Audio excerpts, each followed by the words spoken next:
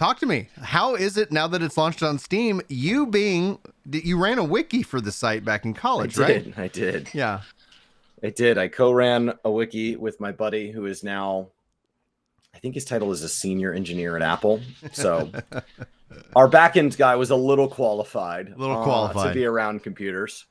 Yeah, we ran a wiki in college. We took it over from somebody that just kind of had the URL and wasn't doing as much with it. And we spent our money every month that we could barely afford on it. And I remember the first month that the AdSense check paid out, because they'll only pay you if it's $100. Yeah. And I think the server fees were like 20 or 40 bucks a month. And it paid us $100. And like 10 of it was extra. Like we'd been paid back. And then there was like $10 in there somehow that was like, that's ours. Let's go to CC's. And so then we had to save it because the next month's was due. Right, because you're always behind. Yeah. And then there was an XKCD cartoon that made a Dwarf Fortress joke. And a bunch of people Googled Dwarf Fortress, and it crashed our servers with demand. And he spun up more servers, and we had $100 day after making like nothing, $5 to $10 a month. Yeah. And we ordered pizza. Yeah. Yeah. So, yeah, I remember setting all that up. And then I used to stream it back in the day under another name, under Splore. And I used to kind of teach people all the different features as they got added to the game. Things like minecarts, things like once... it used to be that if you didn't want your fort to get so big it became dangerous, you used to just wall it off and like not accept new immigrants. So then it only grew from babies. But then to get around that, the game said, okay, that's fine. The immigrants we give you, those are your citizens. And if they die and are not properly buried, their ghosts will haunt you. So deal with that. So then I created these airlocks where you would let the migrants in, and then you would either just starve them out, but then you had to have a lot of airlocks because they take a long time, or you would flood them because dwarves can't swim. And then you would drain them, and then you would go in and get their bodies and bury them properly so that they don't haunt you. But then that was like this whole dwarven engineering feat of just tragedy. Like the whole game, I think psychological horror is in the Steam tags. Like the whole game, everything. People last night, they're like, are there diseases? And it's like, yeah. And they're like, are they contagious? Yeah. The more dangerous ones are if people get infected by a were-lizard, because then they will heal and then they'll be out and then they'll were-lizard and they attack everybody. And if they don't die to the were-lizard, they're now contagious. And so it really spreads like wildfire until everybody's either become a were-lizard or has died to a were-lizard. Paul says, love the mug, Brian. This is a married man's mug. I have a mug right here that it has no coffee in it, but this is one of my favorite mugs that Julie got me. Let's see if I can put it up there. Womp. A little blurry, but it does the trick. Bada bing. It's one of my favorite mugs right there. I had a lot of fun last night. The UI is wonderful. It took some adjusting. But like people were stopping by asking, hey, where's this, where's that? And I've been playing so long that and I played with so many versions of the different mods and add-ons that I found everything I wanted pretty quickly. It runs great. It's beautiful. It's going to take some adjusting. Some of the keybinds and stuff aren't quite as convenient as the button mashing, but I think it makes for a better viewing experience. I'm getting the hang of it. And there's some little quality of life things that the game was never able to do that this version is.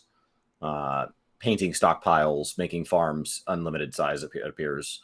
Very, very cool.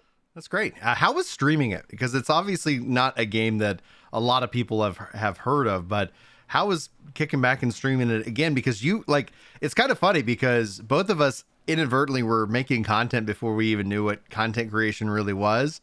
Just kind of like I was goofing off with my brother making silly videos. You were streaming Dwarf Fortress back in the day. How is it compared to now to then? Because a lot has changed over the last 10 years? It's a small game by all games comparisons, but it's been building up an audience for over 2 decades. Yeah. So there is last I checked, it was 24 pages. It's probably much longer now. Somebody posted on the Steam thing, effectively, I don't get why people are excited to pay $30 for something they could get for free. Do people really just want to pay this? And as of last night, it was at 24 pages of people answering yes. Like, do people really want to pay $30? And it was yes, yes, yes, yes, yes, yes. Like, yeah, we do. Yes, please. Thank you. Zach and Tarn, take our money. So last night, the directory was up at like 25,000. Now it's day one. It's going to fall way off. But last night, the directory, when I joined in, was at 25,000 people watching it, which is just incredible that there's 20. And a lot of it seemed like people had it running and it was second monitor content because they wanted to chat.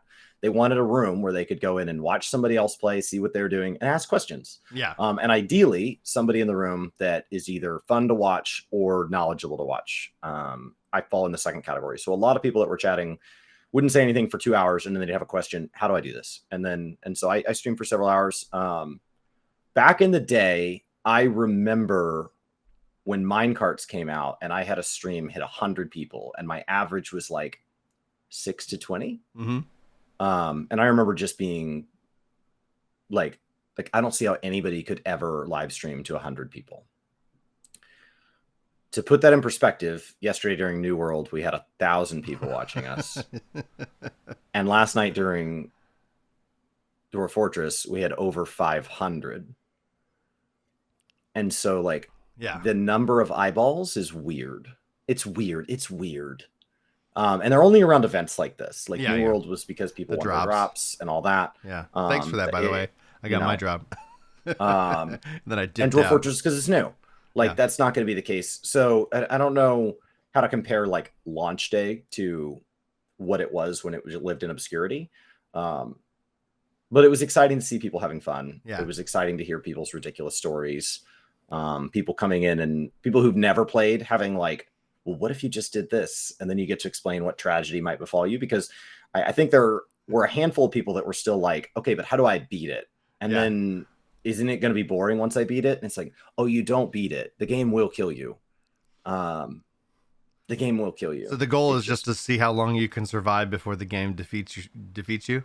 And how epic the death is going to be. Because the death can get really out of hand. I mean, CPU was a valid death back in the day. So if you created a truly stable large fort, there were things you could do that caused like massive CPU lag. Like somebody said, how do dwarves, do they only barter or do they have currency? And it's like, okay, there is no base currency, but there is a score by which you are valued. And that's what determines the wealth of your total fort. And that can do things like determine who attacks you. Yeah. Back in the day, they used to have the dwarven economy and you could mint coins and people could track their wealth. The problem is that dwarves are very sloppy and they leave coins all over your base and it eventually crashes you to CPU lag. Another thing that will cause that is socks. Dwarves really can't be trusted, in my experience, to manage their own socks. They tend to just get left everywhere. And so then these nice, clean hallways are just littered with socks. But like there's all sorts of weird, but it's all awful. All of it's awful. Yeah. I had a minecart derail once and kill like 4 dwarves, but it derailed because like a puppy ran onto the tracks. And so like it just, and so then the walls were just covered in puppy blood. Oh no. So it got them all. I thought you were about to like propose the like, no, do you like crash the train and kill like 4 dwarves or save 1 puppy? And then you're like all of the above. Everybody died.